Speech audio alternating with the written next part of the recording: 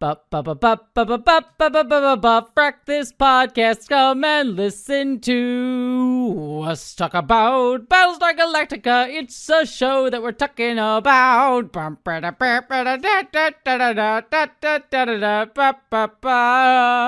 Hello, interwebs, and welcome to the Frak, this podcast. I am your peeling host, Jesse Gender, and I'm joined as always by... You got Sun, didn't you? No, actually, I mean, people kind of saw this yeah. Yeah, people kind of saw this on the last week, but now it's almost fully healed, but my new tattoo is still peeling a little bit. So listeners, if you're watching the video version, you can see my brand new tattoo. Which I think colorful. I think came out looking really nice. So it's got orbs. Good stuff. Got big orb action going on. God, you're never happy. You had surgery to have your orbs taken out. You get new ones put on your arm. Good grief. Yeah. Make up your mind, orbs woman. taken out. Oh, I guess that. Yeah. No. So I got orbs taken out, then new orbs put in, and then I got orbs put on my shoulder. God, you got your original set of orbs removed, then you had extra orbs, and now you're adding additional. You just orbing up. I just want orbs, more orbs. I like the orbs. We like a good orb here. How are you doing, Vera? I am okay. I feel like I cannot remember what the last week has been. It all blurs together. It's fine. I've kind of lost track of my week too. It does. Kiddos wrapping up the school year, and it's all just a blur right now. God, it's the end of the school year. Fuck, Jesus Christ. I guess it is. We're not that far away from being halfway done with the year. I know my birthday is in a month from now, which is like my birthday. I've always sort of done as like the signifier if we're halfway through the year, and it's in a month to the day from when we're recording this. So yeah, 2 weeks from when you're listening to this, folks. Yeah. Still time to get her a present. Yeah, please do. But yeah, no, my week I was just working on a bunch of different random projects. But this weekend, a friend of mine, she hosts these regular like movie nights, because she has like a big screen in her house and she like sets it up kind of like a movie theater with people. And so she invited me over for this one to watch The Fifth Element, which she had never seen before. Which was a fascinating movie to rewatch. Cause I would imagine that'd be an interesting one to go back to. It's got so much fun in it, and then it's got so much ick at the same time. Also, I didn't really realize how much like Gary Oldman is Texas oil bearing coded, like got that sort of like Texas kind of. You really forgot that? That's like the entire shit. No, I remember he had an over the top thing that I love, but I forgot it was like his whole like Texas thing going on. But also that he's like very Peter Thiel coded, right down to like literally talking to the Antichrist. There's that scene where he's talking to like Mr. Shadow or whatever it is. Yeah. So, yeah. Honestly, there's probably a lot of comparisons you can make between Fifth Element and like Babylon 5 in terms of its world building. So yeah, it's just you crushed it down into a single film, and as a result, it is prettier but clunkier. Yeah, Chris Tucker's great. Everything to do with Lilu is creepy a as sentence fuck. that has not been said in 15 years. yeah. Chris Tucker's great. Everything to do with Lilu is creepy as shit. And the movie's got a lot of fun. All the power to Mila Jovovich. She owns that thing as much as it is possible, but holy shit, is that Born Sexy Yesterday the trope? Oh god, yeah. Like it's like he kisses her to like wake her up at one point. I'm like, Jesus Christ, my guy, she's less than an hour old. Yeah. And like they try to offset that by her putting a gun to his head, but you still let him do that, and he's meant to be the hero. Yeah. Yeah, what a movie. What a movie. Well, I guess we won't be inviting Bruce Willis over for dinner. But speaking of, we're talking about today the comments from the episode Guess What's Coming to Dinner that we watched 2 weeks ago. How was that? That was decent. That was an all right transition. That was okay. Yeah, it was. I've had far, far worse. Yo, yes. I gotta start with my favorite comment. Where is it here? Doc Widener says, "Glad you are starting to enjoy the show, Vera, even if it frustrates you." We just wait until next episode, Doc Winder. Uh, uh 25580 says, it's interesting that no one brings up what the final five themselves might want. I mean, they are beings with agency. But well, I they like, are, but nobody thinks of them as that because nobody's met them, or at least they don't know that they have. Like, I yes. don't think the narrative treats them that way, No, but no, no. other characters certainly do, and Mhm. I think that tracks, honestly. Yep, I agree. Because Uh, like humans are going to think of them as just other Cylons, and the Cylons are going to think of them as, this mystical thing that, yeah, you don't think of as a person.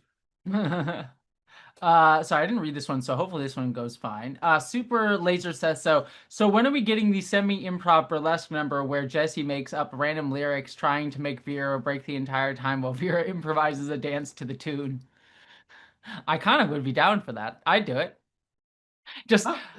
Let me get my fan. yeah, honestly, that would be kind of a fun improv burlesque game. Is just like you have someone just singing a song that someone's improving a burlesque dance to, and you're just trying to break the burlesque dancer by the song.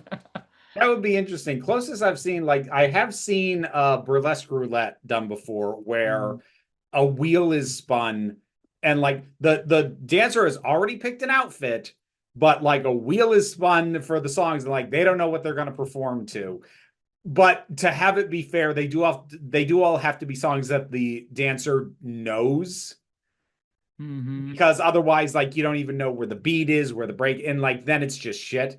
But it's like their outfit is not tailored to be able to maximize the ability to do any of these songs, so like exactly how this is going to work, they have to figure that out. Mm. That'd be kind of fun, I think. Yeah. Let's see. Romler says one neat shooting tidbit on this episode. Originally, Athena only shot Natalie once. Natalie being Sixy, which I don't think we learned her name until this episode. I don't I know. know, what the fuck. Yeah, I was gonna lose my yeah. shit on that, but you know what? Let's just do it now. She has a fucking name, and you didn't mention it until after she's been dead for 2 episodes? What in the goddamn hell? Well, Seriously, what in the hell? Are these things unified or not? Because the whole thing was that the ones with names were the exception. Deanna had a name because she had to have an identity because she was a cover. You have Boomer and Athena who have more or less chosen names. Similar with Caprica, but everyone else just is a six, a Leobin, a whatever. So, like, you can't just randomly drop that one of them has a unique individual name. Are these machines or not? And I know at this point the answer is no. I know they're just people, but if they're just people, what is the point of your fucking premise? we'll get there. That actually, again, will be discussed. The fact that she had a name actually pissed me off, and I had to pause the episode and just scream for a minute. It's like, what the fuck are we doing? Anyways, originally Athena only shot Natalie once, but on reviewing the footage, they found it came off like she just panicked or that was purely an accident. So they added the bit where she fires the second shot into a clearly dead body to make it clear that it was deliberate, and this was how dark they were tracking the character. Yeah, but then they should have just scrapped the bit at the start of the next episode where she's somehow still alive. Yeah, yeah, yeah. Yeah, well, I mean, they probably could. It feels like one of those things where like they made the decision during filming to have her shoot a second time, but they'd already locked in the shooting schedule for the next script. Yeah, it's So like, all right, we'll just go with it. We'll just make it clear in this episode that she's dead, and then the next episode was just she's still technically alive for a second. Yeah, yeah. yeah, and like ultimately it doesn't matter, but I it mean, is I've just seen kind there's of like a there's whatever. I mean, I've seen you catch that a lot in like binge watching things. It's like one of those like nitpicky things of like sometimes you will watch a TV show and like end on a cliffhanger, and then you'll watch the next episode, and technically the cliffhanger like does not make sense if you would like put the scene right next to each other. It'd be like a character repeats himself twice or like says something that's Or they slightly or they'll different than do what they originally said. or they'll do the lead up like the 1 minute before the cliffhanger, but it's not the same. Yeah, yeah, Yeah. exactly, exactly. So like that's just, it's a product of shooting schedules and B also a product of the time where this is pre-streaming and pre before you could go back and rewatch an episode So they had to find ways to make sure you remembered exactly what happened or make the scene work on its own because they didn't just stream run right into the next, that sort of thing.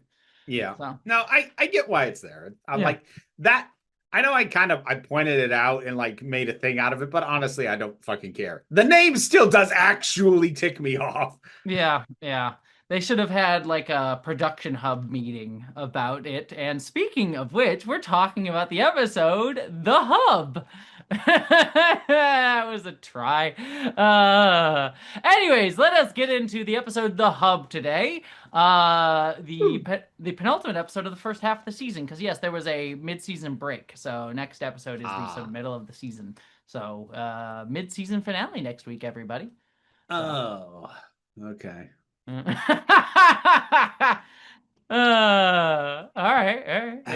It's whatever, man. All right. Okay, we'll see when we get into this episode. Um, we start off the episode with our recap. We start off 2 days ago.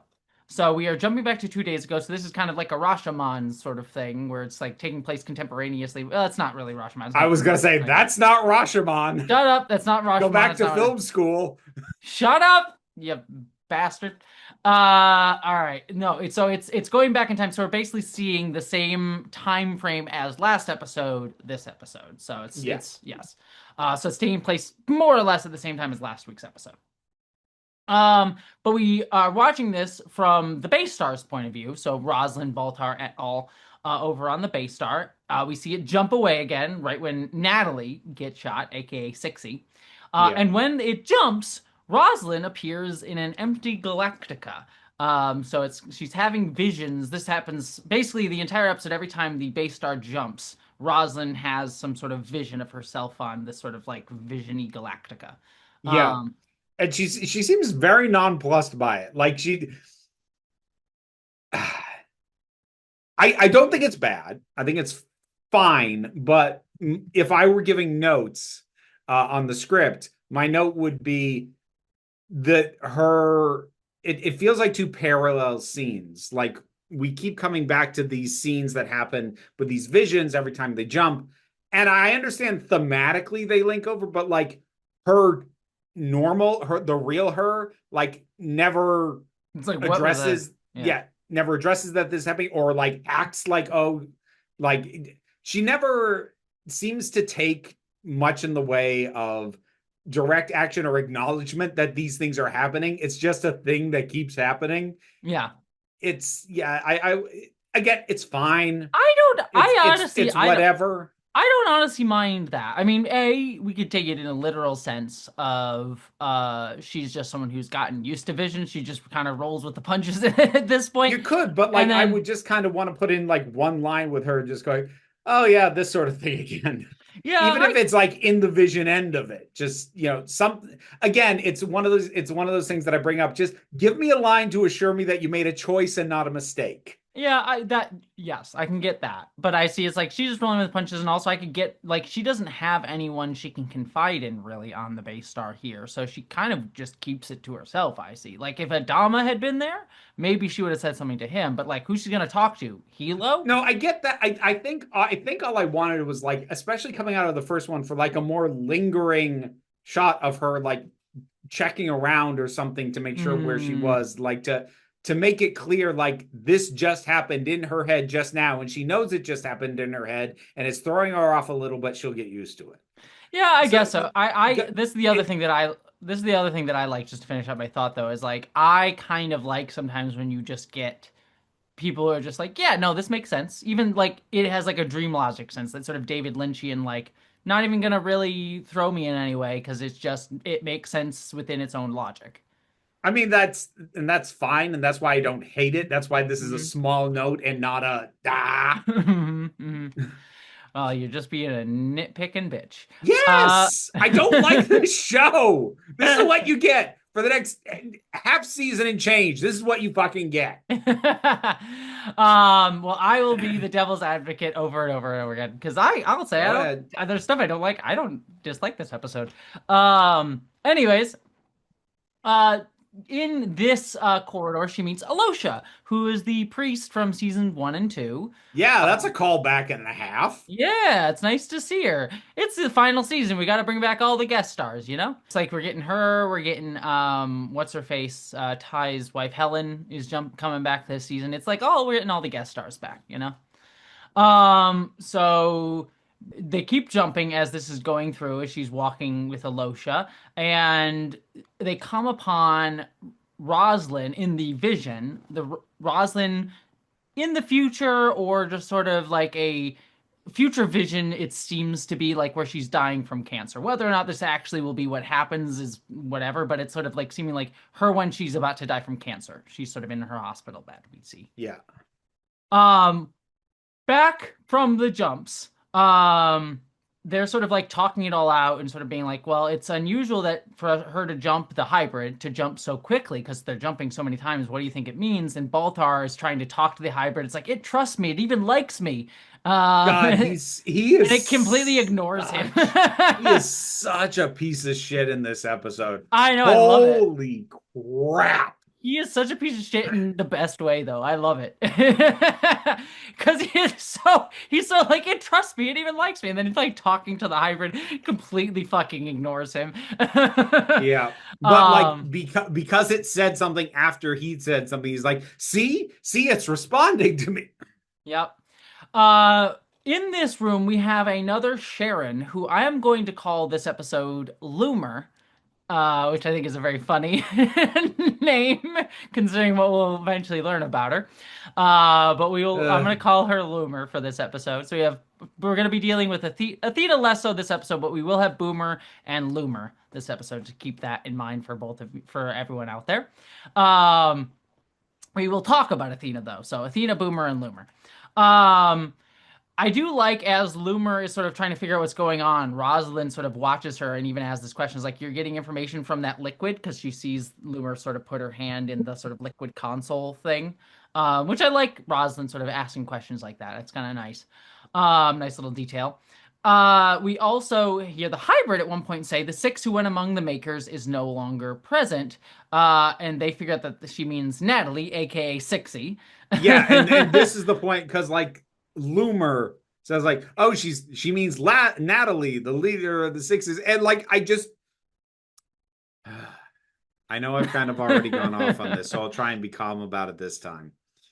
But what is the goddamn point? If there was a purpose to giving her an individual name, I don't see how whatever purpose that was benefits from you shoving it in as an afterthought 2 episodes after she's already fucking dead. Yes, I would have made more sense if she had when she was like talking about like death gives us meaning and like that it would have fit like somewhere there like we're actualizing our There's identities. any number of places it could have fit, and hell, it would have explained why she was the only six out of the rebel batch who didn't have the bleach blonde hair. It could actually like have fed into this notion of her having a little bit more individuality from the rest, which was something that honestly felt like it was largely visually signified, but otherwise unacknowledged. Mm-hmm. And this now makes it look like, oh no, we were doing a thing without him. Like, well, you're doing it too late now because she's fucking dead. Yeah, yeah. Well, So, Natalie, aka yeah. Sixie, is dead. They figured out that she was killed on Galactica and that the hybrid is upset by this, so they need to try and calm her down. But they say she's making her own decisions and she's wired herself into life support, so we can't shut her down. Um, Baltar even tries yelling at her like, "Stop jumping the ship!" at one point. And that seems to work for a hot second. He's like, I just opened myself up on a spiritual level to her. And then she jumps again. Yeah. uh, Well, he also has this bit where it's like he's trying to calm a dog. He's like, shh, yeah, yeah, yeah. God, he's the fucking worst. Yeah. In another vision, we see now Roslyn, the dying from cancer Roslyn, is surrounded by people like Lee, Adama, Starbuck, and Alosha sort of says to Roslyn, she's kind of talking to both Roslyns. There's the Roslyn watching and the Roslyn in bed, in the cancer bed. She said, you hate these people. You don't hate these people, but you don't love them. These are people that are closest to you. They're to family that you have, but you're their president. At least they're trying to comfort each other. You didn't rob them of our empathy yet, but you don't love these people. Is that practical enough for you, Madam President? Aloysius sort of gets very kind of aggressive at this point. Yeah. So, yeah. Rosin's been a distant old bag and just been a president. She hasn't been a human. So, Aw. yeah, yeah. Uh, Find your humanity with love, because mm-hmm, mm-hmm. I mean, I don't hate it, but it's whatever. look, Uh, it's one of those things that like the pop culture shorthand of like find your humanity through love, and especially given that they push the romantic angle between her and Adama, I'm like, that is such a reduction to the idea of find humanity through empathy, mm-hmm, which like I almost never see done straight. It's always like, oh, and show it by them finding love with this person. I'm like, fuck off. mm-hmm. Well, we have Loomer. She sort of figures out that they're going towards the resurrection hub, and we get a scene between Loomer and Hilo where they're sort of talking out what's going on, where they're jumping after the resurrection hub, and sometimes they're showing up 6 hours after it's moved on, sometimes 6 minutes. And eventually they're going to be within one jump length and they'll catch up to it, and they won't know which jump it's going to be. And as soon as that happens, they realize, oh, if they go out in the Vipers to attack it, the Resurrection Hub, the Cylons that are there are going to be able to read their heat signatures immediately, like their electronics and things on the Vipers. And so they come up with this plan, Loomer and Hilo do, to go in cold with no electronics at all. They'll send out the Vipers dead, towed by Cylons, and they'll take them to the Resurrection Hub, and then they'll blow up the jump drive, and then they'll be able to have a longer fight because the Resurrection Hub won't just jump away. Yep. Um, they also realize they need to get on the Resurrection Hub to find Deanna. Um, and then when he says that, Hilo starts to have a kink in his neck, and he's like starts rubbing it. Then Loomer comes over and starts rubbing the back of his neck, to which Hilo, after a moment, goes, "No, that's," and he says to her like, "Athena, my wife, learned to do that, but never did that when I met her. Like she learned to do that." And we learned that this Loomer, she got curious about Athena, so she accessed her memories from her last download, and so she has Athena's memories. There, she says they're as real as my own. I don't want you to see this as a violation. I don't want it to be strange. And Hilo just goes, right, and then walks off. It's like, no, it's definitely strange. Yes, no, it is. Like Yeah. I don't want to come across as like being judgmental of Loomer in this moment because like it's hard to have an expectation of her to understand the social etiquette of Mm-hmm. just grabbing the memories of his wife. Mm-hmm. But like no, his response is very correct and accurate. Like, no, that is indeed a violation and quite fucked up. Mm-hmm. And now finally, We do get an finally, answer. three whole seasons and what 9 episodes in, they finally get an answer to the question. No, they don't have a shared mind. They don't have a shared consciousness.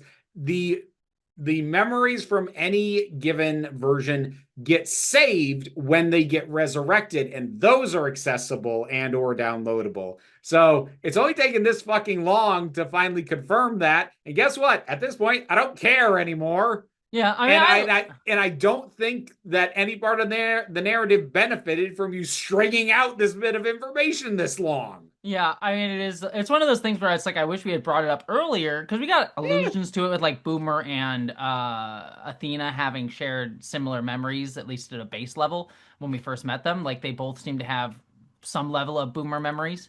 yeah, but Um, it was never clear for a very long time whether or not the newly generated memories of any individual version yes, could in any way be shared with anybody else. And now the answer is yes, assuming they downloaded and resurrected at some point. yes, exactly.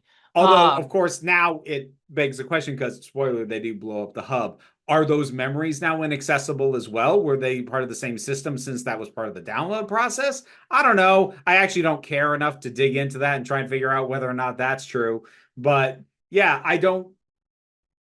Given that this was one of the first questions I had, I don't understand why it wasn't answered a hell of a lot sooner no, than it's just this. it's also something that like it's got some interesting stuff in this episode. Not a lot, but it's like it's something that could have been a much bigger area of exploration going further in the for the series to explore further, like what makes you you, and if you both share the same memories, but which one of you is more that person, quote unquote, the one who experienced it, or based on the memories. It doesn't matter, especially if you've downloaded into a new body and that body didn't experience those traumas either. Like these are all interesting Oh yeah, questions that the show does you not could get be into. asking questions like that. You could be exploring somebody's own little existential crisis that would maybe lead them to download somebody else's memories rather than try and seek out their own personalized experiences, stealing them from somebody else who they aren't even yours, but now you get to claim them anyway. That's not your life, but you lay a claim on it. Like,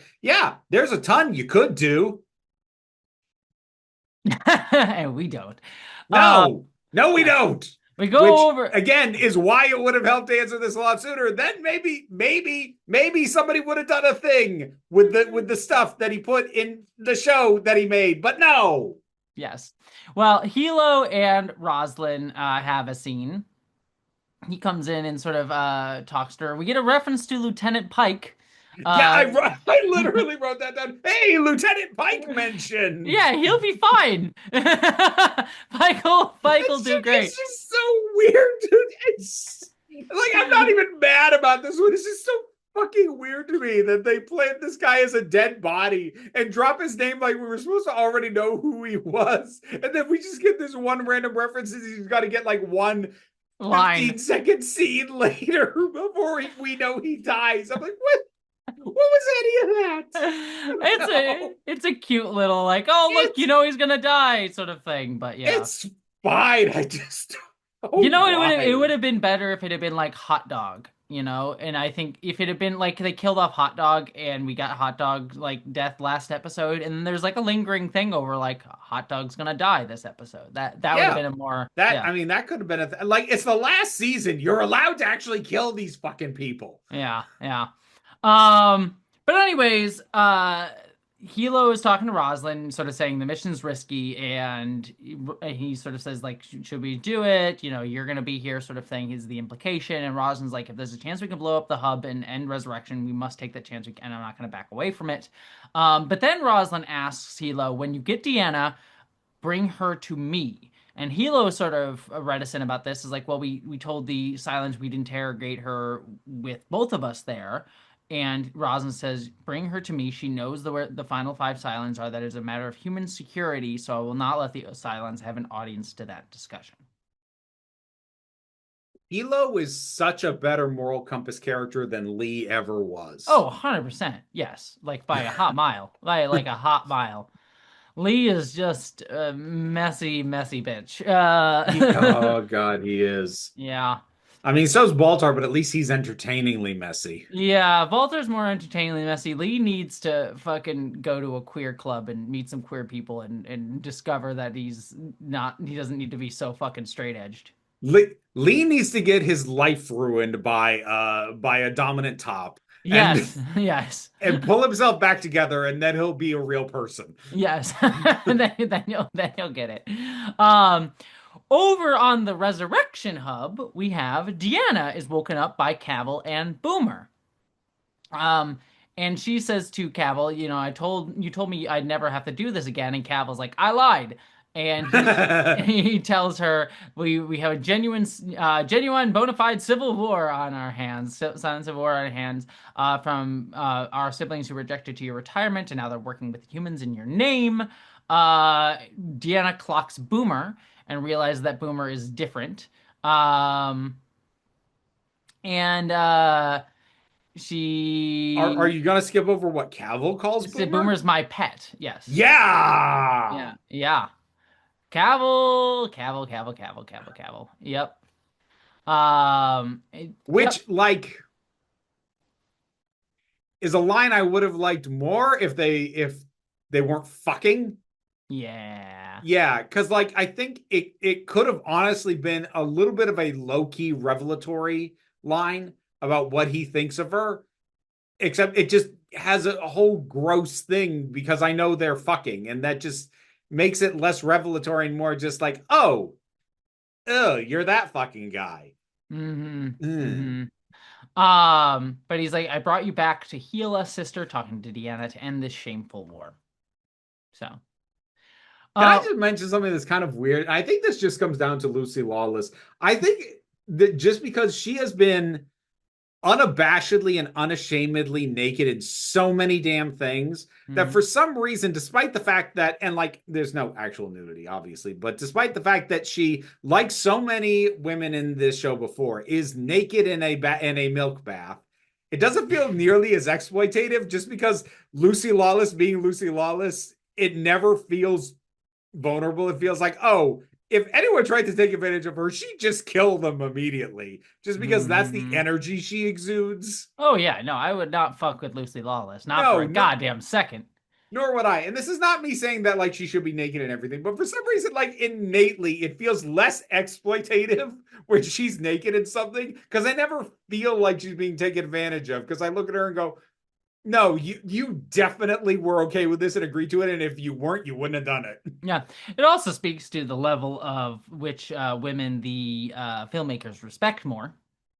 Yeah, and because I mean, if I were to go back and rewatch it and go like with it with a fine tooth comb, I'd probably also find that despite her being naked in the milk bath, it's less exploitatively shot than say six Or or eight. Boomer, yeah, Yeah, yeah, it probably is. It didn't jump out. It's not enough that it jumped out at me at the time, and I don't feel like going back to check. But I'd be willing to bet if I went back and check, she was yeah. probably less Yeah, they exploitatively are willing filmed. to exploitively film the younger actresses who do not have a big career, like Trisha Helfer or Grace Park, who plays Eight. Yep. But they don't do it as much to Mary McDowell and Lucy Lawless. So Yeah. the actresses For with prestigious careers. for some reason they are more respectful of fucking Xena, Hmm. as you should be. As you should be, but you should apply that But to all women. yes, maybe consider extending that respect to all women because they're all people. No, Vera, no. Did I That's blow your mind? that's women, people. No, no, that's a ridiculous thought. I perish the thought. I know. Uh, And that concludes the this presentation at the Young Republicans Gala. yeah. Uh, Loomer is over on the base star talking to the joint Cylon and human pilot force that they've sort of arranged there, and they basically tell them all the plan.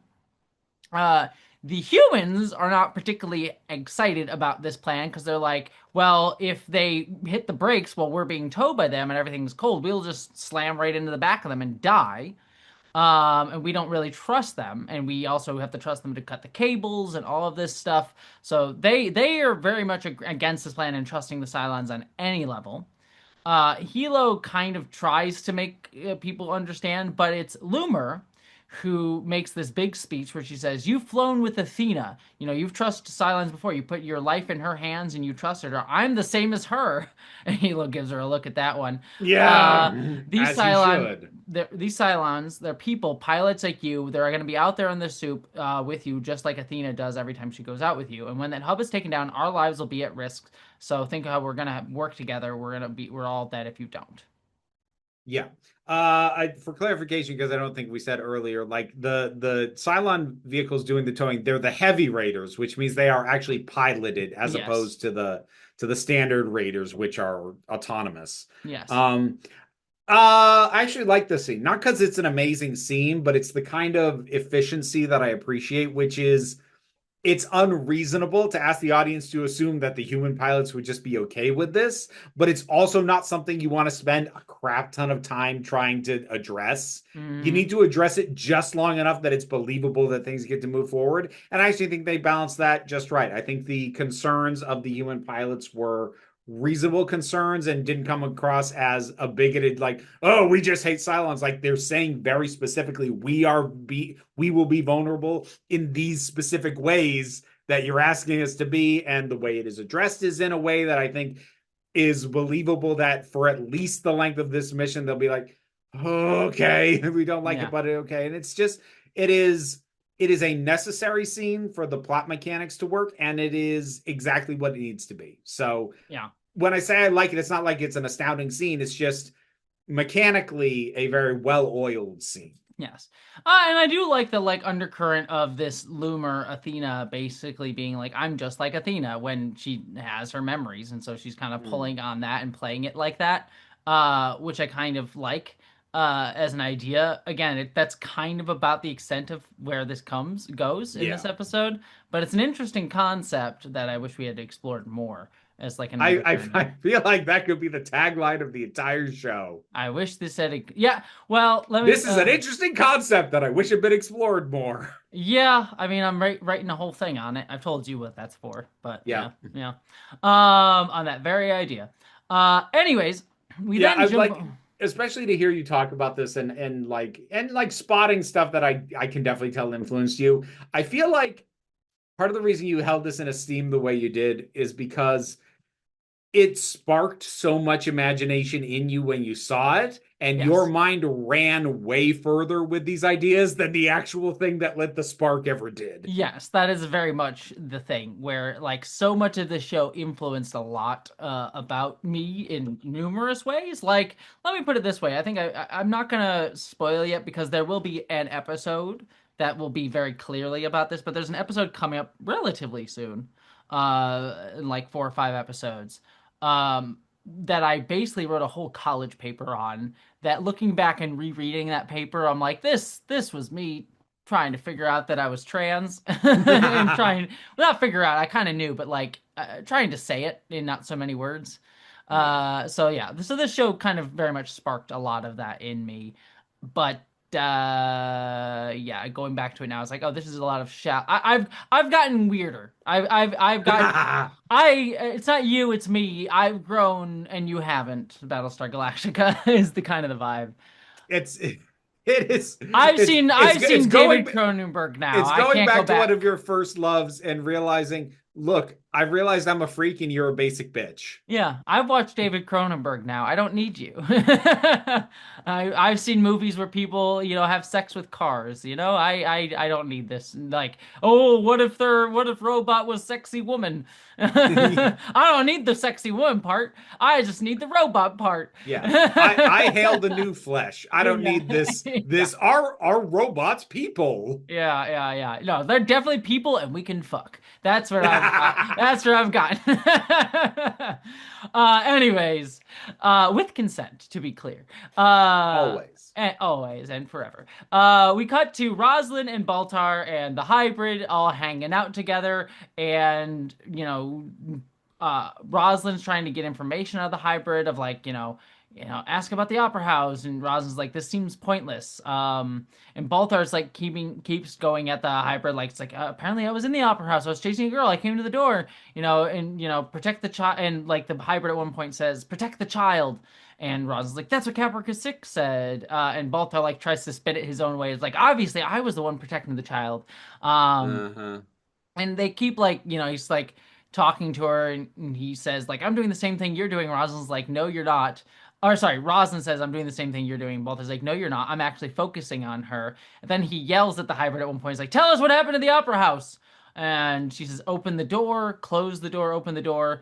The three is online, to which Rosalind realizes that this means Deanna is back online. She's back in her body. Yep. So, yep.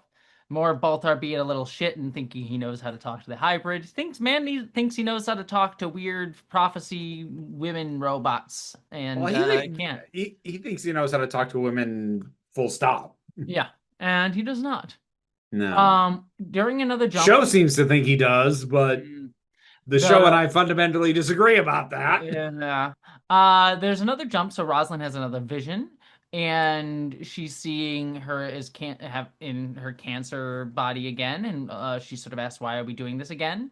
And Aloysius sort of says, "Well, a people is only as strong as the body of a leader. At least that's what's said."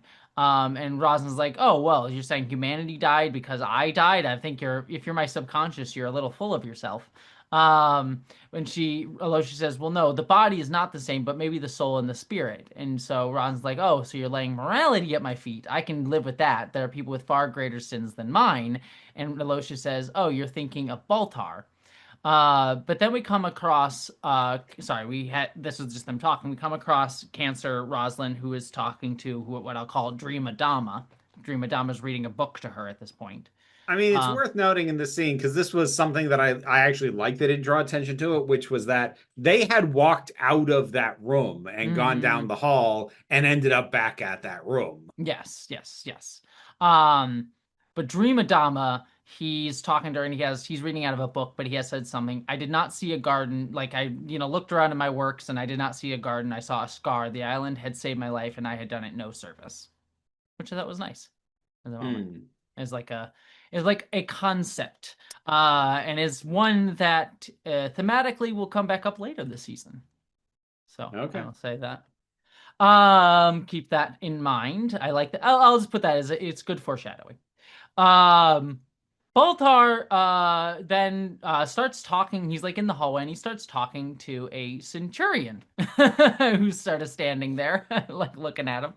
And he's sort of like talking to the centurion. He's like, I see a real hierarchy around here. And I have to tell you, you're on the lower end of the scale, my friend. Yes, you are, which is odd when you think about, the Cylon God. They told you about God, didn't they? And the centurion's like gives like a quizzical like head tilt. This fucking guy. And here's the thing. I don't know if what I'm gonna say is the intentional read, Hmm. but here is my read. He feels like he got rejected by the hybrid, so he immediately latches on to the first thing that he thinks he can get affirmation Oh, from, and that he feels confident he's smarter than. yes. I think that is 100% the intention. And very much just like shows that he just likes to talk and have someone listen to him. Uh-huh. Yeah. And does so in the same sort of populisty, bullshitty religious way, you know? So, yeah, I see Yeah. you're at the bottom. It's like it's just constantly doing the like you're at the bottom, like doing that sort of like, the lower classes should rise up against the upper Oh, he classes and just put doesn't me know how in to charge, he you doesn't know? know how to turn it off at this point. No, no, no. Uh we then cut to Roslyn. I think talking to Hilo. And she's telling Hilo about Deanna now being sort of resurrected and in a body. And Hilo's like, well, at least that makes it easier. We don't have to find a body now. And again, sort of get her and bring her back here. And once you have what she knows, Hilo starts talking to Rosin again and starts being the moral compass again. It's like once you have what she knows, you can't keep what she knows. I thought we were conducting a fair deal here. And Rosin's like, well, at best, Deanna knows a way to Earth, and I will not let the Silence have that. Well, Uh, like it's several steps. At best, Deanna knows the final five, and at best, the final five know the way to Earth. the way to Earth. Yes, yes, yes, yes, yes. Um, and Rosin sort of basically argues like the Cylons would abandon us if they had this information, and Hilo sort of Yeah, argues no. the classic. It's okay if we nuke them because they totally nuke us. Yes, and Hilo says no, I don't think so. Not the Sharons, the Eights. And Rosin says, Captain, you are not married to the entire production line. Uh, Which is not an unfair thing to point out. And especially, and while Rosalind doesn't understand this, he should especially understand that because there's literally one that has gotten closer to being his wife and it creeped him the fuck out. yeah. Rightfully so. So Rosalind's not wrong that making sweeping assumptions about the entire line based off Athena is probably foolish. Now, there's not no basis for it, but like they're not all literally your wife, dude.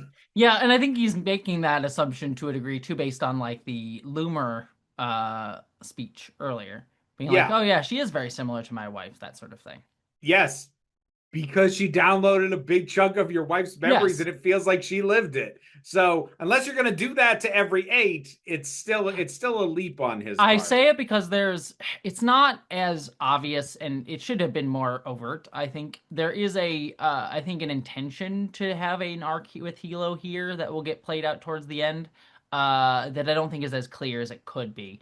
Mhm. Because I'll sort of call it out when we get to the end because we do something with Hilo at the end that I think could have been emotionally more clear. But we'll get there when we get there. Okay. I'll point it out what I mean. when we get there. But it starts from here where he's very much on the side like, oh, the Sharons, the Eights, they're more like human. They're more like us. They wouldn't do that sort of thing. And Rosalind sort of argues, I can't afford to be sentimental. If you can't do this job, he'll find me someone who can. But then the alarm goes off and sort of they think that we're there. We jump over to the Resurrection Hub. And sort of Boomer's talking with Cavill and Deanna, and they sort of realize there's another base ship. It's unscheduled. And Deanna starts talking about, it's like, ask me about the final five. Why won't you tell me? I'll tell you. I'll start shouting out their names. Why would you risk it? And Cavill's like, I don't care. We're not supposed to know all those things, you know. And he's like, you're going to help, I think is what she says, I believe. I Uh, don't remember. yeah, I don't remember, but that's she sort of asked that. But Cavill makes clear he does not give a shit about who the final five are. Um, and then we cut to the heavy raiders that are on the way there, and we see that the Vipers are in tow. The humans are very stressed about this. They start, it's like, cut the fracking cables now, you bastards, this sort of thing. And the Cylons eventually do cut the cables as they head towards the hub.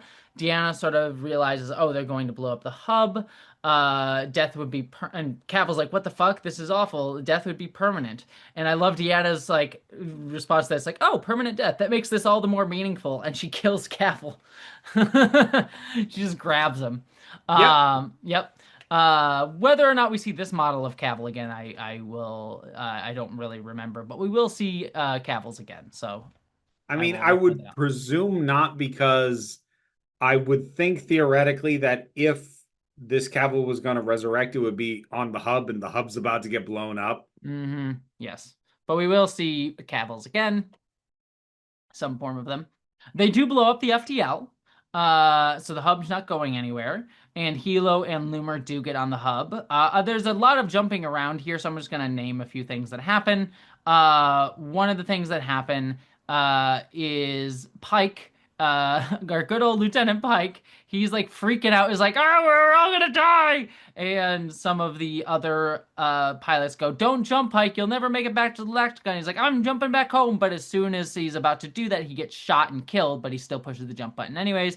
Hence why the Raptor was able to jump over to where the Galactica founded last episode. Yep. Convenient pilot, scaredy cat is convenient. So, Oh, uh, the unforgettable arc of Lieutenant Pike. oh, poor Lieutenant Pike. Yet another red shirt. Um, Anyways, we then have Hilo and Loomer on the hub find Deanna and they grab her and run.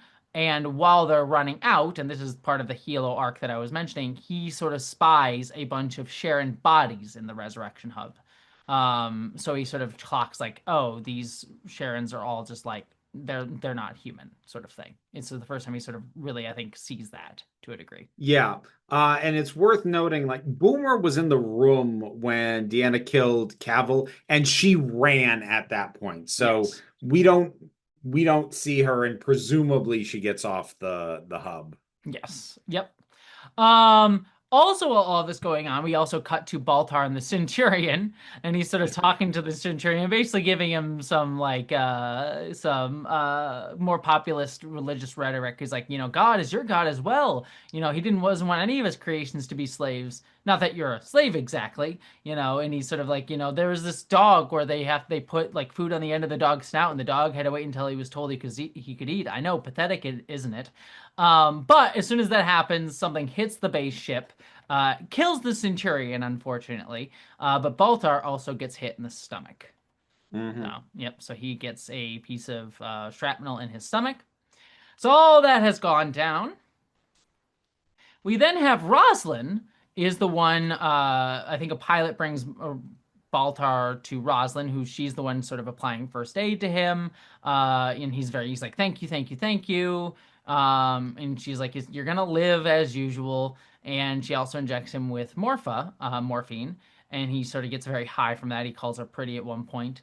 And she's Of like, course oh he yeah, fucking does. yeah. He's like, oh, of course the morphine worked fast. He's like, do you know why I'm so serene? Because I know God. You need God, Roslyn. You be a different woman. I know God. I know myself. I was harboring the most awful guilt, a heavy, dark, unimaginable, soul-breaking guilt. But now it's gone. I've been transformed. And she sort of asks him, what was your guilt about? And Baltar reiterates, I have no guilt. And she asks the question again. And he says, I gave the access codes to the Cylons. Of course, I didn't know what I was doing at the time, but the magnitude of it, and this is sort of, as all this is, he's sort of giving this whole rundown. But Roslin is sort of like taking in the weight of that admission. And he's sort of talking about how he feels no guilt, and I when I realized the magnitude of what I'd done in that moment, I was saved. I was loved by God. Looking back, I think I was rewarded. You know, Pythia talks about the flood, and nobody blames the flood. The flood is a force of nature. The flood is rejuvenated mankind. I was just another flood, you see. I blame myself, but God made the man that made that choice. God made us all perfect, and in that thought, all my guilt flies away like a bird. I can give you that peace, that freedom. Um, so yeah, he has just completely made himself guilt free. It's like, look, I have no responsibility for my actions. Which I'm going to say this now because, like with most things, I don't trust this show to address it. But I don't, this and the stuff that's about to happen, I don't know what I think of it because it could be a launch into some really interesting exploration. But again, we're getting very specifically into the faith stuff, and this show is not the worst at depicting faith, but it has been very shallow at Hmm. depicting faith, so I don't trust it at all. But there is something to do, especially since like at it's kind of always been the case, but at this point, especially if they're bringing up the fucking flood, they are very much making the Cylon God analogous to the Christian God, at least insofar as Ronald D. Moore understands faith at all, which is not non-existent, but again, limited and shallow.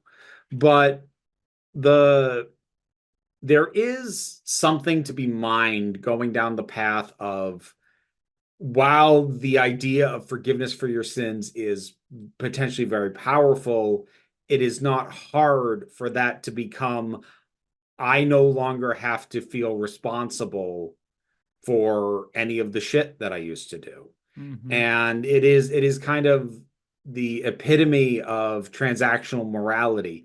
Do this one right thing, see the light, and everything you did up to now will be forgiven. It's why, I find the notion of deathbed conversions extremely gross. Not like, if people want comfort in their last few minutes, whatever. But like the idea that it would actually work.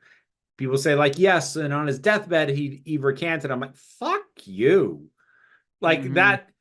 I do not want to exist in a universe where the way morality works is you can be the worst human being alive, but as long as you say, I love Jesus, like 5 seconds before you die, you go to heaven. Fuck off into the sun. Yeah. So I do think there is stuff to be mined and stuff to be explored there for the ways in which the concept of forgiveness can be both liberating and a form of salvation for someone who maybe felt like, I can't move forward because nobody would ever forgive me. Oh, but God will forgive you. Like there can be something really beautiful in that, but it is also very easily twisted into something really fucking gross. And I'm definitely open to seeing that be explored. I have no trust in this show to do that. We will see. But Balthar asked Rosalind to pray with me, and Rosalind instead takes his bandage off and starts having him bleed out. And as he does that, he says, "Don't do this to me, please, please don't do this to me." So, So this is the other bit that I don't know how I feel about it because I'm hmm. having a hard time disentangling my personal feelings from what the storytelling intent is. Hmm. Because for my personal feeling, and I understand, I love Balter as a character. I don't want him to go anywhere, but I literally wrote down in my notes before she did that, fucking kill him, please. Hmm. Just because of who he was as a human being, who he was deciding to be. If I was her, I would fucking kill him. Hmm. Like upon finding out what he did and that he is now walking around guilt free because he found God, and she's seen what that means. That means having his own fucking personal harem and undermining, the what little bit of a functional democratic process they have at every turn. So it's not even a question of like, oh, but you don't know if he's going to live a better life. She's seen the life that he's living. He's seen who he is since he found God. And I have a hard time detaching myself from the notion that if I were her, I would kill him immediately. I'm not saying I Mm-hmm. would feel no guilt about it, but I would fucking do it. And the Mm-hmm. fact that, spoiler, she's going to backtrack off this and lose her nerve and then save him. And the show seems to be leaning on the idea that that is a good thing because it would have been worse for her to intentionally let him die. And I don't know how I feel about this scene because if I am correct and that is the intended framing, I don't agree. Yeah, But I'm with it. Yeah. I also recognize that my disagreeing with that morality doesn't make it bad storytelling. Mm-hmm. Because if that's the perspective this show wants to have, it is entitled to have that perspective. It's just hard for me to judge it because I'm like, I fundamentally don't agree. It's fine that you think this because I don't think that is like because there are some things that if you push forward in a narrative, I'm like, that's a fundamentally fucked up and harmful thing that you are pushing forward. And I don't think that's the case with this. Mm-hmm. I think that this moral question is not one with a clear cut answer, and I think it's one that reasonable people can disagree on. Unfortunately, I do disagree with the show, so it just puts me in a very awkward place in trying to judge whether or not this works, and Mm-hmm. I don't know. It's an interesting thing too, because it's similar to not exactly because he's an elected official, but without spoiling too much, it's a similar thing to something that happens in Daredevil: Born Again season 2, the finale of that show. I Mm. won't spoil for listeners who have not watched it, but what I will say is I also had complicated feelings about that finale, but I think that finale does this better because it's more clear that this is what that perspective of the show is, and also ties into the character of Matt Yeah, I a was gonna lot say better. that show had the benefit of basically aligning its morality with a specific character whose moral compass is very clear, and the Mm-hmm. show is saying we are siding with him. So I think that helps because it's grounding the moral stance that it's taking in the main character. Yes. Yeah, 'cause Whereas I don't this necessarily is know if I agree with Daredevil Born Again, but I understand why it's coming down on that point of view through its character. yeah. If you're going to compare these two, I would say Daredevil Born Again does it better because while again, I'm not sure I agree either, I do think it presents that perspective well. Mm-hmm. Yes. Whereas this one, I don't want to go so far as to say this one takes it as a given, but this one comes closer to Yes. just kind of assuming that, well, the audience will understand that it's a bad thing if she lets him die. And I'm sitting here like, is it? Yeah. Is it really? Is it though? Mm-hmm. And I don't think the show is accounting for the fact that I'm that I'm not on board. Yeah. Which again, not even really a criticism, but just a distancing thing. Yeah. Yeah. Um, well, we nuclear they have Deanna, so they blow up the resurrection hub with We nukes. nuclear the We hub. nucleared it.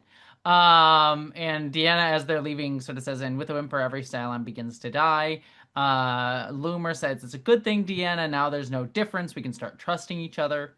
So now we're just like the humans, except for that one time where we can plug into the text stream for some reason. Yeah. Uh, Now we're just like humans. In other words, we are less yeah, interesting. yeah, yeah. Um, Baltar and Roslyn, again, Roslyn starts praying, and Baltar's like, "Please don't do this to me." And we get another jump as they jump away, and there's another vision. And Alosha's talking to Rosalind and basically kind of makes the argument that you were talking about earlier, where she says, talking about Balthar, it's like, I'm not saying he's done more harm than good. He hasn't. Or sorry, done more good than harm. Excuse me, he hasn't. But the harder it is to see why someone should draw breath, the more crucial it is. If humanity is going to prove itself worthy of survival, it can't do it on a case by case basis. Bad man feels death just as much as a good man. Just love someone. And Roslyn, in the vision of Roslyn, who has cancer, she dies with Adama there. Adama kisses her and says, you go to your rest now. I'm not going to be selfish anymore. So Vision Rosalind dies. And he puts a ring on her. Mm-hmm. Oh, I forgot to mention that. Yeah. Yeah. Does he normally wear a ring? No, I think he was like proposing to her in after death. Yeah, well, see, I couldn't tell if it was meant to mean he's proposing to her after death or if we are meant to take it as they had gotten married in the interim and he was placing his wedding band on her for some reason. It's symbolic, I would assume, I guess. Yeah, I get it was sure. muddled. Yeah. Rosling, after the jump, comes back, starts to regret what she's done, so she goes back to save Baltar, and she manages to stop the bleeding and saves him. Um, so Baltar lives, but again, yeah, it gets to that same sort of thing of like, with the whole Losha line is like, we can't do it on a case by case basis. We have to like, we should try and save everyone, sort of thing. And again, I'm not sure I agree with that. I Um, and like here's the thing that I will say. If we are talking broad philosophy, I get that perspective and I even largely agree with it. But at some point, idealism has to meet practicality halfway. mhm. Is just kind of where I'm at as a person because like on again philosophically like we can't decide on a case by case basis. I agree with that notion, and I absolutely agree that it is a deeply morally questionable thing for anyone to decide, okay, but this one it's okay for us to just kill. And I Mhm. understand that that is a probably an immoral act. That doesn't mean I don't think it should happen sometimes. Yeah, And honestly, I kind of feel like this whole energy was dealt with better in the episode with the people who were spacing the collaborators. yes. I think that, yeah, that episode was really good about that. Yeah. Here's my kind of thing with this, to kind of get into the weeds of the morality on this and the way that I don't particularly like how this was presented, at least as is right now, and I don't remember how far it goes. um is like, again, I do agree generally speaking with the notion, but this sort of universal morality can be extrapolated out into situations where I don't think it need apply or should apply. And there are certain contexts where like sometimes you should kill somebody if they're going to keep causing harm. Like there's situations where I see people being like, no, well, we need to like let them go and forgive and da da da da da da da, that sort I of mean, thing. it's the should they live or die version of the paradox of tolerance, is what it is. Yes, exactly. And that's what I'm sort of saying. It's like I'm not here to be like we should, murder every single baddie who doesn't fall in line. That can be taken very dark places as well. Yeah. But I am sort of like this, I've seen this logic be used to sort of like let people off the hook from facing any consequences, or like people using certain tactics to try to stop people from continuing harm is maybe probably the better Yeah. word to use it, way to use The it. I think the thing for me is like this is why I don't go in for moral or philosophical purity. Mm-hmm.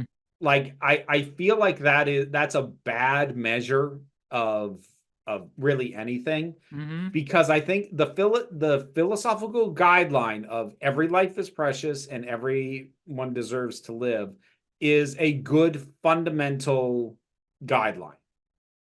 However, as I said, it's it at a certain point I am not personally willing to let that good philosophical idea lead to a course of action that is going to cause because ultimately I'm a pragmatist, I'm a consequentialist.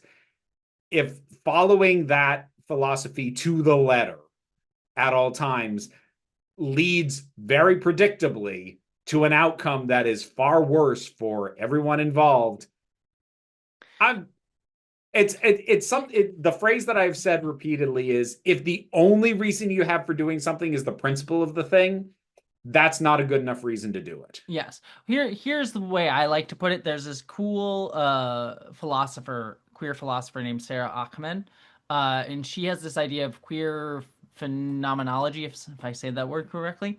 But her whole idea is about orientation. Like, what do we orient ourselves towards? So, for an example, we in our society orient ourselves towards heterosexuality. So it's always about like getting married with kids, and like that's what we sort of orient ourselves by. We have these sort of landmarks that we sort of orient our path along this thing towards. And when you talk about you're oriented that way, you're not necessarily everyone's walking the same exact path, though a lot of certain fascist societies would want you to all be walking the same exact path. But the Yeah. general concept is the society is orienting everyone's in that direction and saying you should pass by these landmarks to get there. And I think that that is a, not towards heterosexuality, but I think that that is a good principle to sort of run by. Is like you have something that you are orientated towards. Like I'm an anarchist, I orient towards sort of anarchist principles and what I have my morality to be. And so I will try to orient my choices, my tactics, the things that I do towards that philosophy and that guidepost. But that does not mean I am walking the straight and narrow path of everything fits on it exactly. There's always going to be exceptions and differences, deviations, and contexts where that is not the case. Whereas you have this very Christianized morality that is being presented here, that is sort of being pushing us towards where like it's with especially with like very Catholic ideas. It's like this is always and forever, and you cannot deviate at any point lest you be smoten by God or sent to hell when you die. So. Yeah, well, it's mixing and matching, which is weird because it's doing that, but also simultaneously doing like the born again Christian, all you have to do is repent Hmm. thing, Yeah. which Yeah. Yeah. Exactly. it's always very strange to me that there are such incompatible denominations of Christianity. Yes, very much so. So yeah, so I think that that's a good way to sort of present my critique, by being pretentious and mentioning a queer philosopher. Uh, again, did I tell you the Frasier thing that I told you about that one scene from Yes, Frasier? It's yeah, it's me. yeah, I know. It's not inaccurate. No, it's not. Anyways, we then have Hilo, Loomer, and Deanna on the base star, and Loomer sort of says, "Let's get Deanna to the control room," and Hilo's like, "No, that's not the plan. I have to take her directly to the president. She's just, I'm just doing what she's told me." Deanna's like, double dealing, very, very human, something you never got ate. Um, and Hilo says, "I'm not saying I agree. I'm just saying it's my orders." He's like, he's just following orders. That's always a good excuse, Hilo. Well, I Um, mean, the thing is, you say that, but like you can tell he is legitimately torn up about this, this, well, and you kind of get the impression that if there was more time for him to think about this, he might do something else, but there isn't time for him to sit down and mull this well, over. this is where I say the just following orders line flippantly is just a joke. This is what I was talking about earlier when I said there was a kind of through line with Hilo here that I don't think gets pulled out enough, and I think could have been clear. But I think what the intention was, and I think I listened to some of the podcasts and I heard some of like him talking about that, Ronald D. Moore talking about this. The intention was, and I do not think it's fully there, is that he starts to question, oh, maybe all of the Cylons are kind of like my wife. But then sees the Sharons on the resurrection hub and goes, oh, they're actually not human. And so his choice here is more influenced on a less overt, like, I don't see them as human anymore, but more a, yeah, maybe I am more okay with turning with going to the president than not at this moment.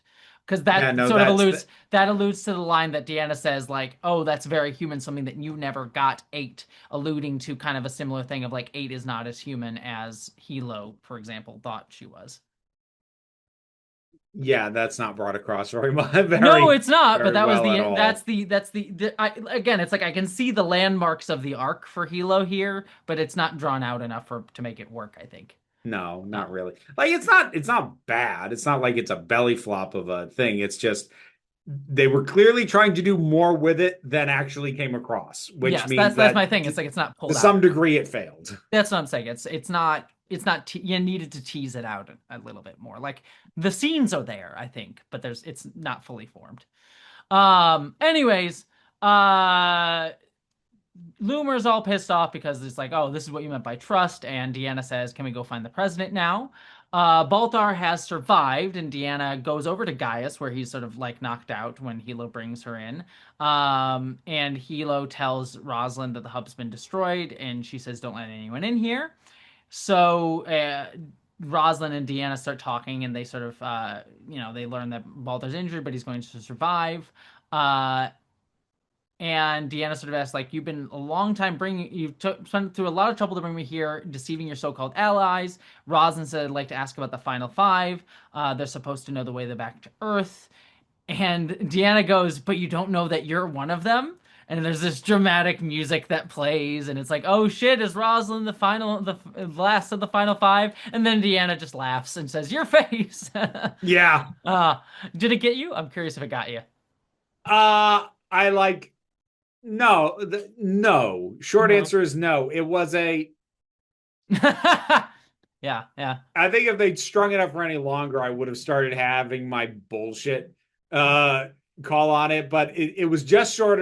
I actually liked that moment because it was yeah. done for just short enough that I basically just kind of was like, Yeah, fucking really? And then she laughs, and I'm like, oh, okay. yeah, yeah. She's just fucking with her, just fucking with her. But Deanna says she's not giving Rosalind any names until I know I'm safe because information is all I got right now. And I would have told you that. Jay, I'm not going to tell you the final five are until you take me back to your fleet. And I would have told you the same thing had you met me in front of the whole of the Cylons. So this deception was a whole waste of time. Yep. Mm-hmm. Uh, Roslyn is then sitting with the hybrid as they're jumping back to the Galactica to meet with Galactica. And Alosha's there as they're sort of jumping through all of this. Like Alosha sort of appears between jumps, sort of thing. The implication is. And Roslyn says, you lied to me, Alosha. I thought I was earning humanity's right to survive. And Alosha sort of says, it's not a vending machine. You shaved a life. It's not that you get like you do that and you start hearing the celestial trumpets like here's the way to Earth. So, Rosalind's kind of not, she does not like overtly upset, but she's sort of like, oh, I thought that by saving Baltar, Deanna would give me I would be ordained with like the information from Deanna. Yeah. Um, and she sort of says, disorientating, isn't it? All these little steps, meaning literally the jumps, but also the disorientating, limping steps of life towards a direction. And Ron says, I'm used to it. Every jump brings us back closer to Galactica, my home. Maybe there's something that is there for me. And then we cut to Adama floating in space at the end of last episode. He's reading, the base star jumps in, and then he arrives on the base star to see Roslyn. He hugs her, says, missed you. She says, me too. And then she says, I love you. And he says, about time. Which I don't know. I don't feel like they had properly teased out she wasn't ready to say I love you to him as an arc. I mean, it's not there. Again, I mean, like, I I see guess I see the vague outline of it. You know what I mean? yeah, Yeah, it's it's kind of with it's the Hilo thing. Yeah, it's one of those things that's like, oh, I guess technically that was a thing. yeah. Okay. I will say this. I actually do appreciate, like, again, boy, would I love more time with this, but we're just moving on forward. I do like that, Rosalind has this little moment of, I thought I'd get more for, sparing his life. And Alicia being like, yeah, it's not just one thing, because I would like that to have been framed to be a proper refutation of the bullshit Baltar was saying. Yes. But it's not. It's kind of said very offhandedly and then bowled past, Mm-hmm. which doesn't mean that it couldn't be picked up later. But again, I don't trust this show. We shall see. I do one thing I will appreciate about this Adama one. I will also say this: the Adama Roslin romance works for me, so I don't mind this ending here. Again, Whatever. the only thing that hasn't worked for me is their first kiss. Like I don't like that first kiss. No. That sucks. But the rest of this romance I actually think works rather well, and I liked it, and I liked this moment at the end here, except for that about timeline. It's a little on the nose, I guess, to a weird degree. But I guess they couldn't go with I know, because that would also be too obvious of a reference. So I guess, I don't know what else you have him say at that point without him saying I love you too, which I was gonna doesn't feel say, like a heaven Dom. forbid he just says I love you too. Yeah, but that also doesn't feel a Dama to me. But one thing that I do like about the scene is they don't have a big romantic kiss either. It's not like I love you about time and then they like have a big romantic kiss, which I at least like the restraint there. So Okay. yeah, I don't hate it. But anyways, that is everything. I am going to do a spoiler minute. So for the next 60 seconds, I am going to talk spoilers. So if you do not want spoilers, you can jump ahead 60 seconds, just like Vera's going to do in real time, by giving me 60 seconds on the clock.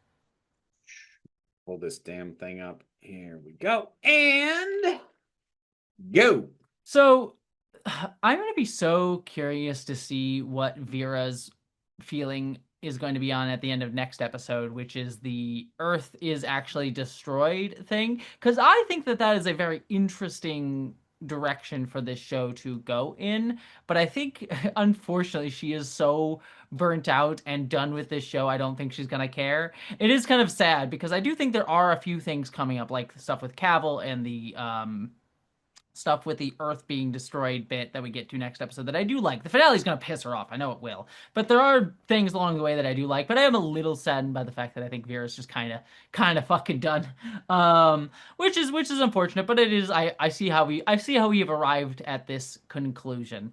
As she tries to undress in front of me now in this shot. But yeah, I think that that's kind of my big thing. And also that's like what Adama, when he was reading the vision Adama was reading in his book, was kind of alluding to, the whole like the garden was Time. a scar thing. So that was that. What'd you think? It's fine. Yeah. Like the thing that I know I bitched, but the episode is mostly fine. My frustrations that I expressed are just the continuations of my frustrations with the show overall. It's not a bad episode, and if you are still on board with the show, it's probably even a good episode, but it's not a transcendentally good episode the way the one from, what was it, 2 episodes ago was, where it was actually so good it pissed me off. Hmm. But it's not that degree of good. It is like it's an episode that if you like the show, it's a good episode, and if you're kind of over the show's shit, it's fine. Yeah, as I'm someone who's not as out on the show as you are. Like I recognize its faults, but I'm trying to be the positive voice Please in keeping the positive voice, because I'm not gonna fucking do it. because this will be a miserable podcast if we get to the end of this thing. We're just both like, fuck it. Yeah, I'm trying to be the voice of positivity here. yeah, like Uh, just for clarity, I'm not trying to lure Jesse over to the dark side on this. I need her to be the voice of positivity on this show because you're not getting that I from think me I at think this where I'm gonna point. come down is I don't disagree with you. I think where I'm gonna come down as it is recognizing the importance it has in my life, and also being able to sort of like recognize those elements of this that I'm like, yeah, these are good beginner sci-fi that I have moved beyond, and I appreciate it for what it gave me, even though it has numerous problems. It's kind of where I'm landing on the show.